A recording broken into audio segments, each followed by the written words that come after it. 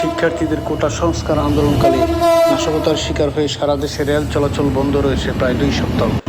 ইতিহাসে এমন ঘটনা আর কখনো ঘটেনি।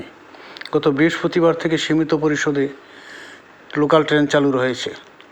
খুব শিগগিরই পর্যায়ক্রমে আন্তনগর ট্রেনগুলো চালু করা হবে। যাত্রীবাহী ট্রেন বন্ধ থাকায় সাধারণ মানুষ খুবই ভোগান্তিতে পড়েছে। সরকার বিরোধী আন্দোলনে সবসময় বিআরটিসি বাস কিংবা রেলপথ আক্রান্ত হয়, অথচ এই 2 সরকারি সম্পত্তি বিনষ্টের ফলে সাধারণ মানুষেরই দুর্ভোগ বাড়ে। সবগুলো ট্রেন চালুর অপেক্ষায় রয়েছে এখন যাত্রীরা। আশা করা হচ্ছে খুব শিগগিরই আন্তনগর ট্রেনগুলো চালু করা হবে।